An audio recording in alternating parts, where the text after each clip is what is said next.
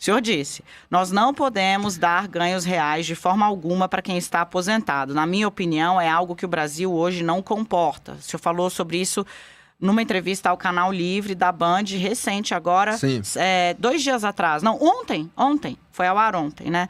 Questionado aí sobre aumento real de salário. O Brasil passou 4 anos, o governo Bolsonaro não deu reajuste. Mas, por exemplo, os secretários de Minas tiveram reajuste real, o senhor teve reajuste real no salário. Por que para os aposentados não dá? E coloca o que no lugar da regra que tem hoje? Então, é bom lembrar aí que o reajuste que nós tivemos em Minas tem algumas coisas. Primeiro, tudo que eu ganho, desde o primeiro dia como governador, é doado, em especial para a Zapaz, que é uma instituição que eu admiro muito. Segundo, secretário em Minas Gerais, para inglês ver, recebia 7 mil.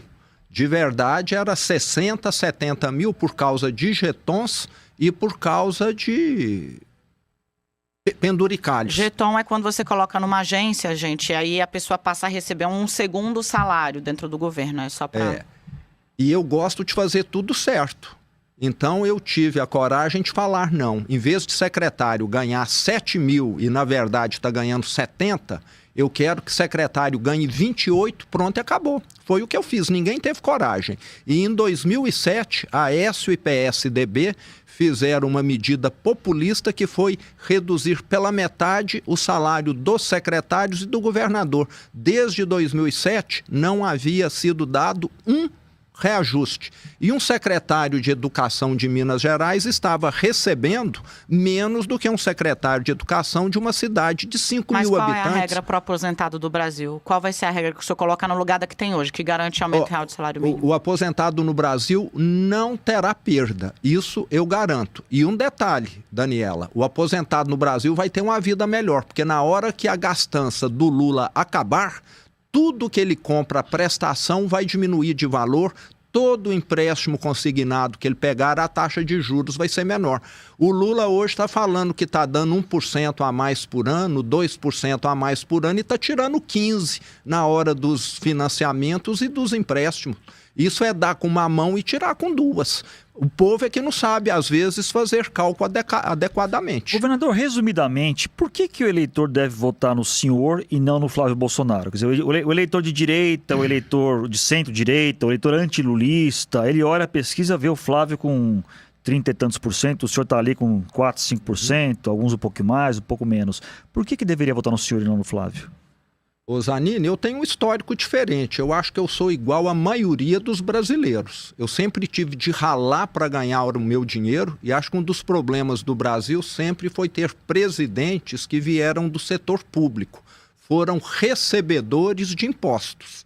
Eu sempre fui pagador de impostos. Tudo que eu posso economizar, eu economizo. Inclusive, economizei como governador. Mas é um demérito vir do setor público? Não, não é um demérito, não. Mas eu vejo, você sabe muito bem, que no setor privado, quando uma empresa está em crise, geralmente se traz alguém de fora que tem uma visão diferente. Às vezes, aquele modelo mental que passa a prevalecer numa empresa, numa instituição, e me parece que tem prevalecido na política do Brasil, não é suficiente para dar a chacoalhada necessária. É necessário alguém de fora. E foi o que eu fiz em Minas Gerais. Em Minas, eu não levei um parente meu para trabalhar. Quem roubava em Minas perdeu espaço. E eu vou fazer a mesma coisa no Brasil, entendeu? Eu não tenho rabo preso, eu não tenho esses conchavos políticos que deixa todo mundo amarrado, todo mundo com medo de falar a verdade. Então eu tenho algumas diferenças aí. Eu quero voltar a falar de política daqui a pouco, mas eu ainda preciso trazer um pouco mais de Brasil real para a mesa. Falamos de aumento de salário mínimo, não tem uma nova regra, o senhor garantiu que não vai ter perda, embora a inflação, né, e o Brasil ainda está com uma inflação resiliente, está estacionada, leve queda, mas resiliente, represente por si só uma perda. Mas vamos falar do pessoal do Bolsa Família. Hoje o senhor deu uma entrevista para o Valor Econômico, que também fez muito barulho. Porque o senhor disse exatamente isso, que tem muito... Eu vou abrir aqui, porque eu quero ser bastante correta com o que o senhor disse, ó. O senhor disse que existe uma parcela de beneficiários do Bolsa Família que são uma geração de imprestáveis. E o senhor afirmou o seguinte, na verdade foi o Valor que publicou, mas ainda é do Canal Livre. Show de leads no Canal Livre da Band ontem. Programas sociais são importantíssimos, disse o senhor. Nós vamos manter para quem precisa. Sabemos que tem muita fraude, eu vou combater, o senhor disse isso aqui também. E também não vou pagar auxílio do governo Bolsa Família para marmanjão, que é o que mais está crescendo no Brasil. Nós estamos criando no Brasil uma geração de imprestáveis, que segundo o senhor, gente que fica em casa, na internet, nas redes sociais, no Netflix e prefere receber o auxílio do que trabalhar. Governador, gente, beneficiário do Bolsa Família vendo Netflix? Exatamente. Onde, governador? Ó, eu ando o Brasil todo, Daniela. Eu também. Sabe? Ando interiorzão, você entendeu? Já tive na menor cidade do Brasil, que é Serra da Saudade, 890 habitantes, lá em Minas Gerais. Tive no Rio Grande do Sul agora, em Santa Catarina. Eu converso com vereadores, com prefeitos. Você está convidada. No dia que eu estiver num lugar, eu quero pegar seu telefone, te ligar para você conversar, às vezes com um produtor rural, com um prefeito, com um vereador de uma cidade pequena, e depois você até aprofundar no assunto. Mas o que tem acontecido é o seguinte, esses jovens optam por receber o programa social e por fazer bicos eventuais para complementar essa renda. E isso cria um círculo vicioso. Eles nunca vão se qualificar porque são funções, empregos precários, entende? É ser ali um servente, é lavar um carro, daqui a 10 anos eles estão iguais. E muitas vezes é oferecido para ele uma proposta formal de emprego. Tem prefeitos que já me falaram, nós vamos atrás, oferecemos, e ele se nega porque tem de trabalhar no sábado. Peraí, ele está recebendo auxílio... Escala 6 por 1, então, o fim da escala 6 por 1 para o senhor nem a pau, nem amarrado. Vamos chegar lá. Entendi. Vamos primeiro ficar no benefício social aí. Se alguém está recebendo auxílio, vai receber um emprego para se qualificar e não quer, ou então não aceita, porque tem de cumprir horário. Às vezes não é nem questão de sábado, é ter de trabalhar das 8 da manhã às 5 da tarde. Entende? Ou às 6 da tarde, de segunda a sexta, que muitas indústrias oferecem. A pessoa quer ter liberdade. Então, nós estamos realmente criando... Mas como é que faria isso? Quer dizer, o beneficiário que recusar o trabalho, ele perde benefício automaticamente? Tem um processo? Como é que seria feito isso? Eu dou uma proposta para ele, ele recusa. Ele continua recebendo. Eu dou uma segunda diferente, se ele recusar, aí ele para de receber. Mas quem vai receber Como é que o governo vai ficar sabendo que ele recebeu 2 propostas? Nós temos, sim, em boa parte do Brasil, as secretarias de assistência social das prefeituras que fazem o cadastro, também acompanham. Temos as associações comerciais, industriais. Virou estilo de vida, Daniela, viver de Bolsa Família e ter alguma atividade informal. Por isso que a informalidade não diminui no Brasil. Agora queremos escutar o setor produtivo, queremos escutar a sociedade. Que o problema existe, eu te dou plena certeza. É que o senhor é bom de conta, o senhor é bom de retórica também. Deixa eu ver se eu consigo me fazer entender aqui. Como chama a cidade que o senhor disse que é a menor que o senhor esteve? Serra da Saudade. Até lá não tem problema, não, porque Serra lá todo mundo trabalha. Tem prefeitura?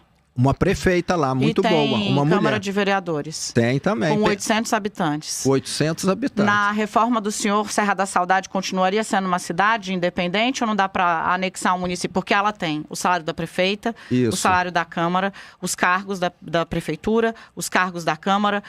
Se a gente botar na ponta do lápis, quantos Bolsa Família eles pagam? Eu sei que o senhor sabe que a conta que eu estou fazendo está certa. Tá. E essa reforma é muito mais eficiente do que dizer que vai cortar 10 ministérios. Quantas Serras da Saudade tem no Brasil? Ninguém quer mexer com isso, porque aí o prefeito é aliado, lá em Serra da Saudade não tem problema.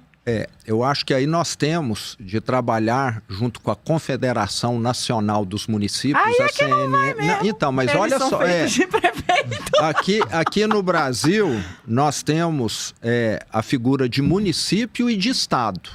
Nós sabemos que em alguns países, em especial nos Estados Unidos, tem a figura de condado. Por que alguns municípios aqui não podem formar um condado? Faz mais sentido, administrativamente. Ninguém vai perder a bandeira do município, ninguém vai perder a origem, mas você consegue racionalizar. Você vai ter uma Câmara Municipal com representantes de todos aqueles que compõem o condado.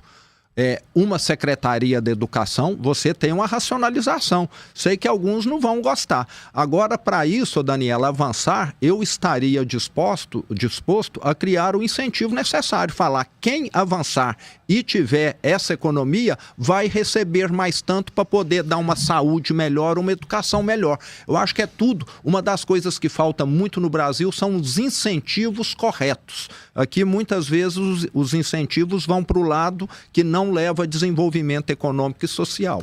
Governador, mudar um pouquinho de assunto, mas ficar ainda na política, obviamente. O senhor está se colocando como o candidato anti-Supremo Tribunal Federal, né? O senhor está com uma retórica muito, muito forte com relação ao Supremo Tribunal Federal e o senhor disse já algumas vezes que alguns ministros do Supremo deveriam estar presos. Quais ministros?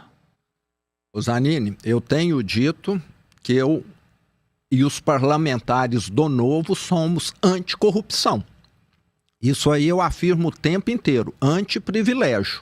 Falou que é um parlamentar do Novo, pode ter certeza que nós somos combativos. E apesar de sermos só 6 lá em Brasília, nós temos feito muito mais barulho, muito mais atuação do que partidos grandes com dezenas de parlamentares. Para mim, aqueles ministros que voaram na aeronave do maior criminoso do sistema financeiro do Brasil fizeram algo que é inadmissível. Para mim, aqueles ministros que prestaram serviço para esse mesmo banco do maior criminoso do Brasil ou fizeram alguma negociação acionária precisam ser investigados. E o Nicolas, que voa também no avião do maior, segundo o senhor, maior criminoso financeiro do Brasil? Inaceitável? Eu vejo que juiz é muito pior. O juiz precisa ter uma imparcialidade, entende? Agora parece que ele já se manifestou e não teve nenhum problema nesse voo dele, que ele nem tinha conhecimento. E receber doação de campanha do maior criminoso financeiro do Brasil? Ele é o maior doador da campanha do governador Tarcísio de Freitas, maior doador individual. Na verdade, não era nem ele, né? Era o Fabiano Zettel, que o senhor conhece, que é mineiro. Era o operador, era o operador financeiro. Era quem o Vorcaro mandava e ele pagava, é o que mostra os grampos da PF. Botou, salvo engano, 30 milhões na conta do Tarcísio de Freitas e 40 milhões na conta da campanha do Jair Messias Bolsonaro. E para esses, vale o quê? Ô, Daniela, ele doou dentro da lei? Está registrado no TSE. Até aí, a operação societária do Tayaya, que o senhor fala bastante, da família do ministro de Astófoli também. Até aí o contrato com a mulher do Alexandre de Moraes também está registrado e foi declarado na Receita. Agora, eu acho que um caso aí levanta muito mais suspeita do que outro. Você concorda? Governador? Eu acho que essa questão da doação que ele fez, ele deve ter feito, acho que para diversos candidatos. Então, nós devemos ter aí uma infinidade. Parece que tem alguns empresários que têm esse modus operandi. Agora, será que tem algum outro banco desses grandes aqui no Brasil que fez algum contrato com esse valor com alguma banca de advogados? Então, me parece que aí... Se eu tiver a folha de advogados do Itaú, eu tô Então, eu acho que não tem, viu, Daniela? Não tem nenhuma banca de advogados que conseguiu esse tipo de contrato.